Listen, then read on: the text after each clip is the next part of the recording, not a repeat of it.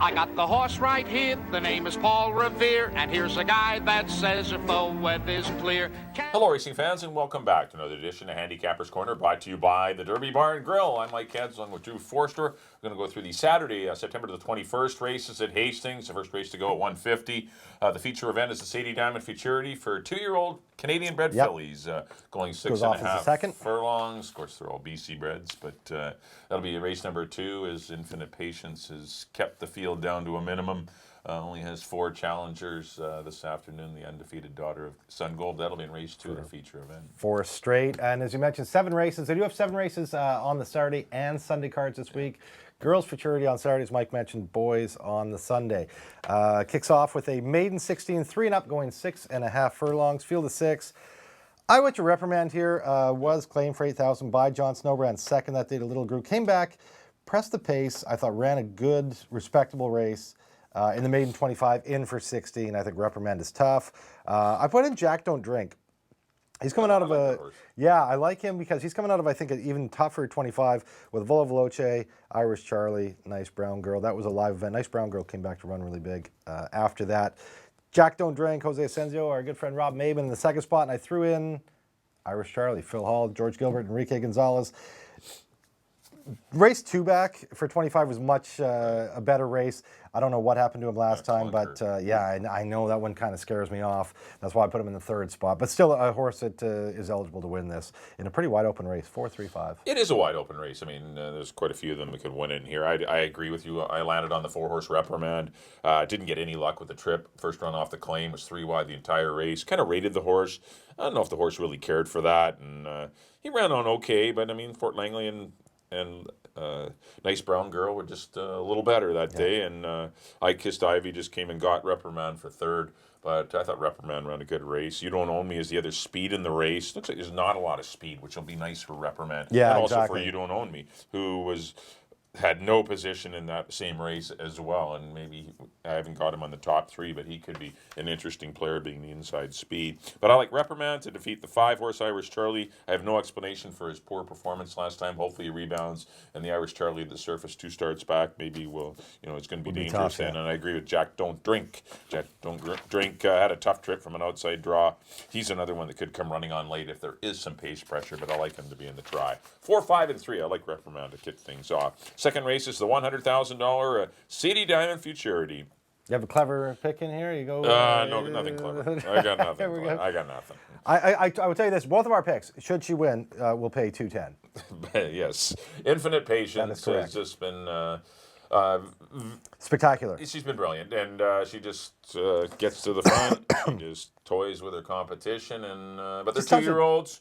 You never know, babies. It's getting the time of year where you're getting temperature changes, you get little viruses kicking around. You never know what 2-year-olds. They're far from sure things like older horses. Yeah, but she is very good, and she is doing everything right. Breezed beautifully last weekend, and she's on schedule for another good performance, and someone will really have to step up to challenge her. I put the 4-horse Sophie Soleil in for 2nd. I thought an encouraging debut behind Enchanted Lady out of the Phil Hall barn, another U.S. bred. But I thought it was an encouraging run. She sat close to the pace after breaking a little bit slow. She's come back to work well also. And the 2-horse Foley Land, good runner-up effort to Infinite Patience last time. She's doing very well also. The first crop of Lent for Hall of Famer Dave Forster. I thought those were the 3 horses. I went 3, 4, and 2.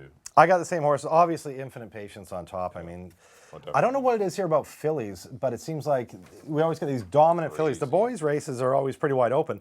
The last few years we had Dazzling Dawn. We've had Here's Hannah, Summerland last year and the first half of this year. And Infinite Patience. Miles ahead of everything. Yeah, and Infinite Patience is just way better.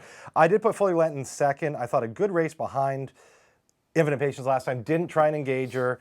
I know Infinite Patience was, geared down at the wire, but she still got beat by 4 by her, and that is half a dozen lengths closer than anybody's been to her before. So I put her in the 2nd spot, and I agree, Sophie Soleil looks to be another dangerous one out of the Barb Head Spawn with a good runner-up effort in her first start. Another Sun Gold. The Sun Gold is doing The Sun Golds of RJ's are tough. Yeah. 3, 2, 4, same horses as Mike for me, just a little bit different order. 3, 2, 4 for me and the girls' Futurity. On to the 3rd race, Fillies and Mares, maiden 4 going mile 16th, field of 6. I went to Bonita B last time. She's kind of bounced back and forth between long races and short ones. Her long race last time was the best of her career. She got her best Beyer. It was a 40. Only got beat a half a length. She's coming into the race on a high for Top Connections, Craig McPherson, Copperwater Thoroughbred. Bonita B for me on top. And I was encouraged last time. It was the first time this filly went long. I've always looked for more out of this Largo, out of the Mark Cluche barn. A daughter of Looking at Lucky. Hadn't shown really anything in her previous 9 starts. I think she was like a $50,000 yearling purchase. She was. Like the co-sales topper one year. She was. And actually, she had a decent 2-year-old year. Yeah.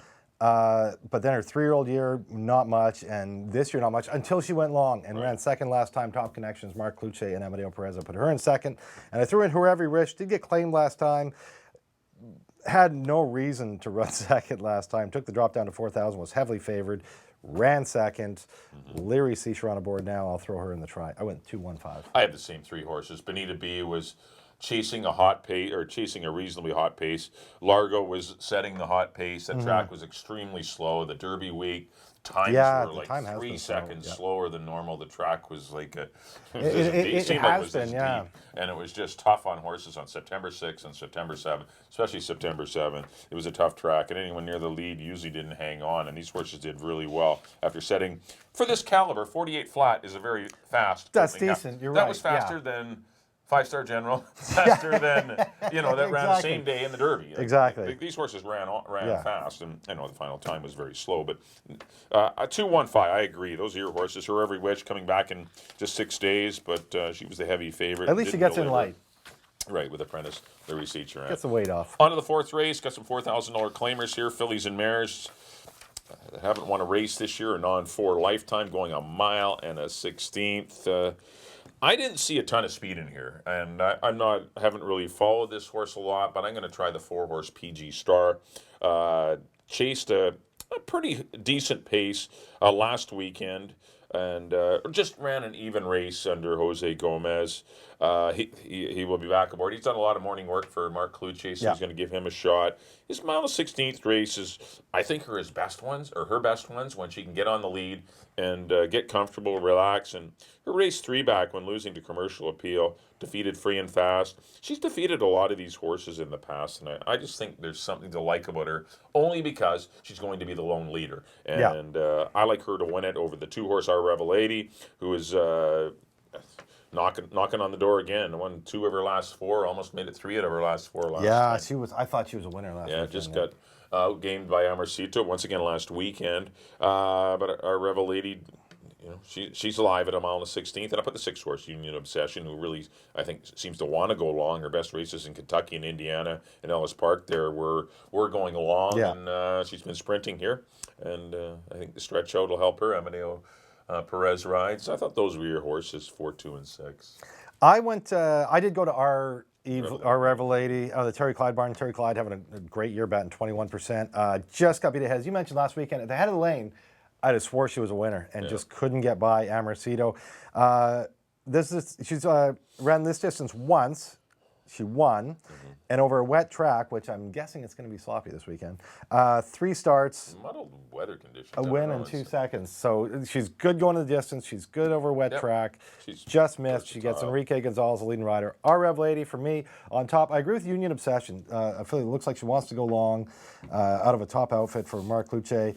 Throw that last race out, any of the previous 2, she's right there. Union Obsession, Amadeo Perez. Of course, congratulations to Mark Cluche and Amadeo Perez. They teamed up last weekend with Coulterbury in the Washington Cup, and Under Par ran second in the Phillies. Yeah, huge race by her, and a huge race by Coulterbury. And I threw Bad and Bougie in. Throw out that last race before that, 3rd, behind Yes Please and Tattooed Kitty. Those are tougher fillies. Got to get out of the gate. Good filly. She's as good as anyone here. Got to leave the gate. Hopped at the start last time. Terrible. Actually, last 2 times. Terrible out of the gate. Yeah. She's spotting the field 8-10 lengths. You can't do that. You can't do that. That's why she's in the 3rd spot, not in the top spot. 2-6-3 for me in the 4th. On to the 5th. 4,000, non-2 lifetime for 3 and up Colts and Geldings going a mile 16. This is a good race, too. I went to the inside horse, field of 9, sorry. I went to the inside horse Quagmire. This is his first time going long. He does have a decent number for the distance. His last 2 races are very good. Broke his maiden by 4 over Broadway Dave, and then came back with a good second behind a heavily favored Arranger last time, and was 3 in front of the next horse. I'm going with Quagmire to defeat probably your favorite near Handsome Chef, the one that's taking the drop from the 8-on-3 into a 4-on-2. That's a considerable drop. Yeah. And Enrique Gonzalez takes the call. Handsome Chef for me in second. And I threw in Buck, who I pick every time. Can't leave him off my ticket. He's coming off a good second. I like him going long. We got a bit of a relationship going, me and Buck. I just got to throw him in there, Ed Claggett's horse, because I always do. 1, 8, and 2. Yeah, I have the same 3 horses. I did put a Handsome Chef on top, but he has to regain some of his prior form. Even at this 4,000 level, a horse like Quagmire is still going to get the lead and I be just very don't see dangerous. not much speed. There's That's not why I a like lot of speed Quagmire. in here, but Yeah. Handsome Chef's got to be better. I mean, his race, he was not a non-competitor last time. I know he's coming in off a bit of a layoff, but he has to be better. It's been a long time since he's run a good race, but perhaps against this caliber, racing Maybe his 148 sister- and change. Maybe his sister will take the sting. Inspire him. Yeah, maybe his Infinite sister will take the Patience, sting out of it for Bill DeCourcy if she wins the second. But I agree with Quagmire and Bach. Those are your horses. But Quagmire's interesting. I like the horse with being maybe The loose speed. leader. That's what 8, I- 1, and 2. what I like in the about it. 5th. On to the 6th race. This is a 3.5 furlong special here. Got a field of 9 with 3 waiting to get in. Going that 3.5 furlong nursery course distance. Maiden optional claimer. Some are in for the 50,000, and some are not racing for the allowance condition. I went to the 1 Road to. I had no idea here. I'm This is totally a- guessing.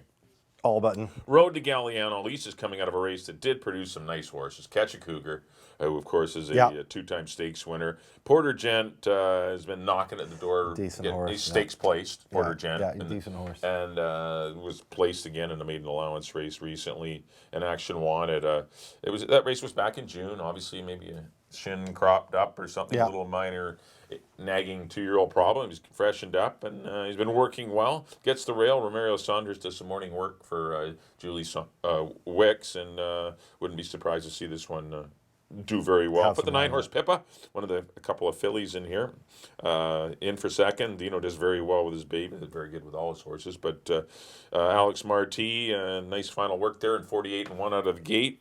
Nice outside draw too for this one. And I put the 5-horse Slews back. Gelding by Bakken from the Dam Slough Pass, who was a half to Slews the Boss, who of course recently Having a won big the year, yeah. CTHS sales stake. But Slews back, and anytime you see Hamill on a 2-year-old, you know this one might be pretty live, and works are decent. I still guessing, obviously. Take a look at these horses in the paddock, and 1, 9, and 5 I saw.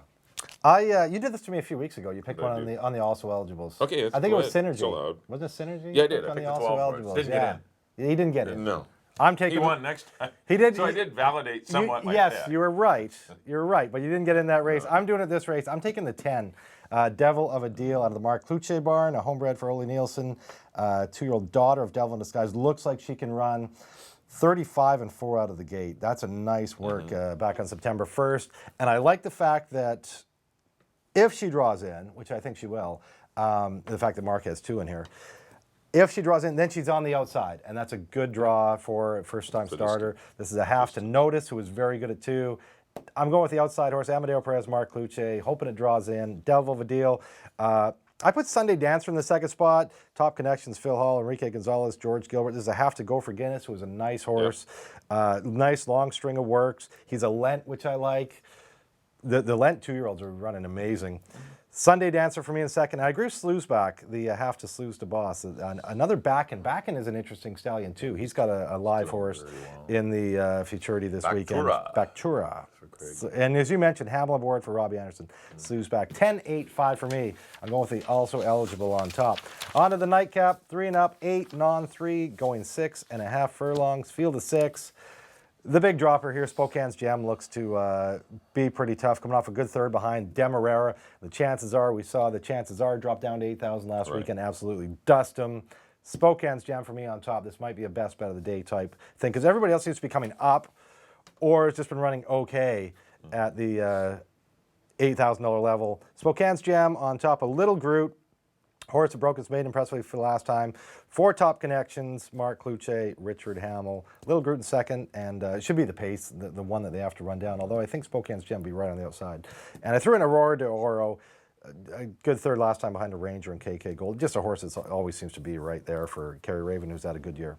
5-2-3. I have the same 3 horses. I don't have a lot to add. Spokane's Gem is the horse to beat. Raced a little wide last time and just ran against way better company. Drops in class to the 8-9-3 here and should be the boss. 2 and 3 are the only ones that could probably beat him. Little Groot has speed, which is always dangerous. And he might be worthy of this step up in class and step up in condition. And also Aurora Doro, two good runs this year. Kerry Raven, protected the horse for 4, and obviously protected the horse again, ran her for 8 next time. After the runner-up effort. So 2 good races. And he's fresh because he didn't come back to the race until August. Third race off a layoff. Yeah, a lot of people dangerous. like to play horses like that, and it's a Randy Golding angle there. Probably. Randy Golding angle, always the third off the layoff. He's got no angles. He's got 5-2-3 for me in the 7th and final. I'll do it for the analysis of the Saturday, September 21st program. Next up on screen will be a quick recap of our picks. Back in race number 1, I did go to the 4-horse Reprimand. Going to go 4, 5, and 3. Race number 2, I went to the 3, Infinite Patience. 3, There's 4, your best 2. bet of the day. I was wrong with Spokane's Jam. Race 3, I went to the 2, Bonita Beat. I'm going to go 2, 1, and 5. Race number 4, a little bit of a price. The 4-horse PG Star. I'm going to go 4, 2, 6. Race number 5, went to the 8, Handsome Chef. 8, 1, and 2. In the 6th, number 1, Road to Galliano over the 9, Pippa, and the 5, Slews Back. Tough race, though. And in the 7th and final, Spokane's Gem. I'm going to go 5, 2, and 3. On to my picks. We got a bunch of the same here. I was cheating off Mike. Apparently I was cheating off him. Yeah, it is that kind of day. Back in the first, I agree. Number 4, Reprimand over the 3 and the 5. The second, definitely the best bet of the day. Number 3, Infinite Patience. What a filly. In the Say Diamond Futurity over the 2, Fully Lent, and the 4, Sophie Soleil. On to the 3rd, I picked the 2, Bonita B over the 1 and the 5. In the 4th, I like Our Rebel Lady, back in a week. Number 2 over the 6 and the 3. In the 5th, I'm going with the speed horse, number 1, Quagmire over the 8 and the 2. In the 6th, my also eligible horse, hopefully breaker from the outside, number 10, Devil of a Deal in the baby race over the 8 and the 5. And in the nightcap, I agree with Mike on number 5, Spokane's Gem over the 2 and the 3.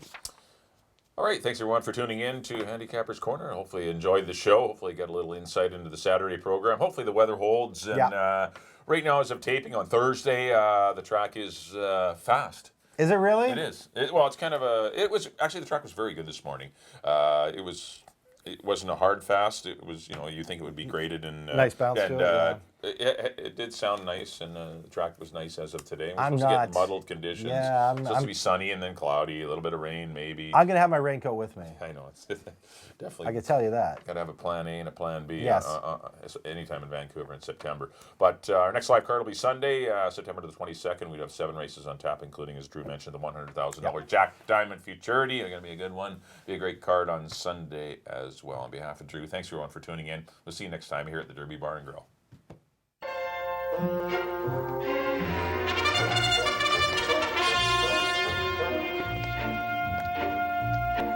I got the horse right here, the name is Paul Revere, and here's a guy that says if the weather's clear, can do